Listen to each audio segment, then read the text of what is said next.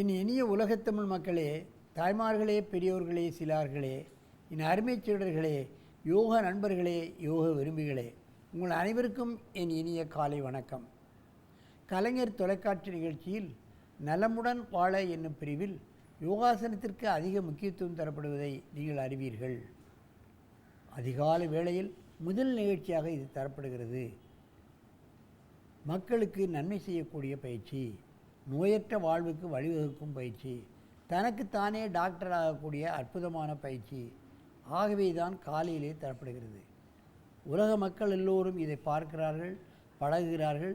யோகாசன ஆசிரியர்களாக மாறி தன் குடும்பத்திற்கும் நண்பர்களுக்கும் மற்றவர்களுக்கும் இப்பொழுது கற்றுக் கொடுக்கக்கூடிய நிலையில் அங்கே உலகம் பூராவும் இன்றைக்கு யோகாசன ஆசிரியர்கள் இந்த நிகழ்ச்சியின் மூலமாக, கலைஞர் தொலைக்காட்சியின் மூலமாக அங்கே ஆசிரியர்களாக மாறிக்கொண்டிருக்கிறார்கள்.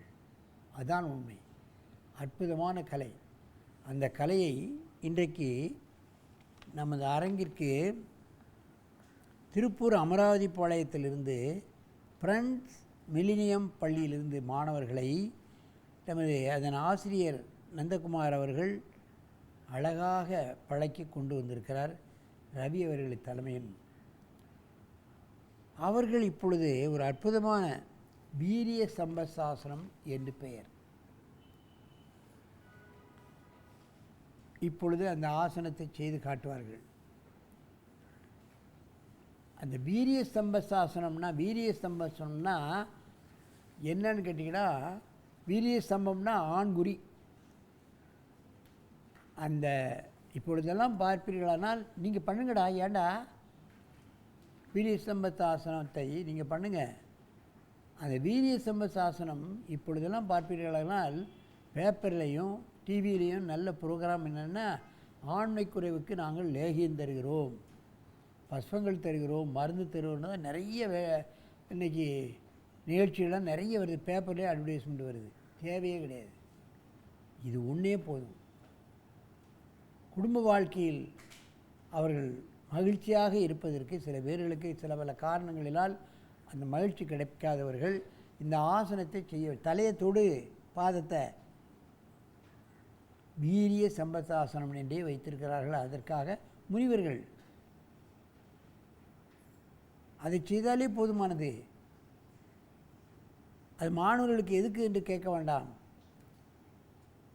அந்த செமனானது ஒரு 14 வயசு 15 வயசுக்கு அப்புறம் ஆனால் மாணவர்களுக்கு ஒரு கிளர்ச்சி ஏற்படும்.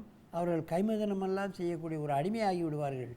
இந்த ஆசனத்தை பேணினால் அந்த கைமதனத்துக்கு இவர்கள் அடிமையாக மாட்டார்கள் என்பதை நீங்கள் தெரிந்து கொள்ள வேண்டும். மெதுவாக இதாக கலையுங்கள். அடுத்த காலை போட்டு, இப்போ வலது காலை போட்டிங்க, இப்போ இடது காலை முன்பு வைங்க. வீரிய ஸ்தம்பசாசனம். இது பெண்களுக்கு கிடையாது, ஆண்களுக்கு தான் இந்த ஆசனம். அதை நீங்கள் தெரிந்து கொள்ள வேண்டும். கீழே உள்ள கால் மடங்கக்கூடாது, விரைப்பாக வைக்கணும். இது மாதிரி காலை கொஞ்சம் முன்ன தள்ளி வை, தொட்டுடலாம். இந்த காலை பின்னால் இழு. இறக்கு, கையை மடக்கு. கையை மடக்குன்னா தானே இறக்க முடியும். அப்படி பண்ணும். முட்டை நம்பரு ஒரு 20 எண்ணிக்கை இந்த நிலையில் இருக்க வேண்டும். ஒரு 4-5 தடவை பண்ணால் போதும். காலையிலையும் மாலை பண்ணினால் போதுமானது. நல்ல நமக்கு குடும்ப வாழ்க்கையில் மகிழ்ச்சியாக ஈடுபடுவதற்கான அற்புதமான ஆசனங்களெல்லாம் நமது முனிவர்கள் வைத்திருக்கிறார்கள். வீணாக மருந்து மாத்திரைகளுக்கு, லேகியங்களுக்கு நாம் அடிமையாக வேண்டிய அவசியமே கிடையாது. மெதுவாக எழுந்திருங்கள். இப்பொழுதே என் பக்கமாக திரும்ப வேண்டும். இங்கே திரும்பி பண்ணுங்கள். பின்பக்கமாக செய்கிறார்கள், பார்க்க வேண்டும்.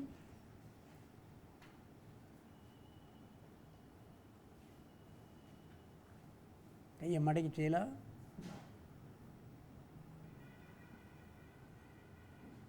ஒரு 20 எண்ணிக்கை இந்த நிலையிலே நாம் இருக்க வேண்டும். காலையிலும் மாலையிலும் பண்ண வேண்டும். அதுதான் முக்கியம். மெதுவாக இந்த ஆசனத்தை கலையுங்கள். நிமிர்ந்து 2 மூச்சு வாங்கி கொள்ளுங்கள். நன்றாக மூச்சை இழுத்து கொள்ளுங்கள். இப்போது அடுத்த காலை முன்வைத்து மெதுவாக செய்யுங்கள்.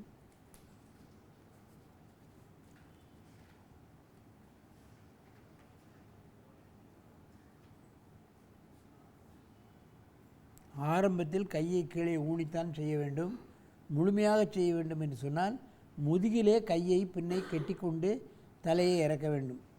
அதுதான் முழுமையான வீர ஸ்தம்பசாசனம்.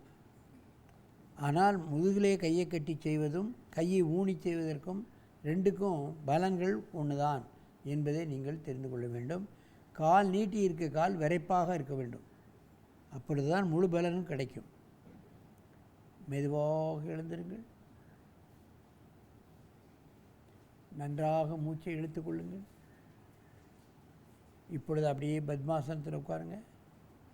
என் அருமை பெரியோர்களே, இவைகளெல்லாம் அற்புதமான ஆசனங்கள். நமது முனிவர்கள் ஆண் குழந்தை பெறுவது எப்படி, பெண் குழந்தை பெறுவது எப்படி என்பதை பற்றியெல்லாம் நமது திருமந்திரத்தில் திருமூலர் சொல்லியிருக்கின்றார்.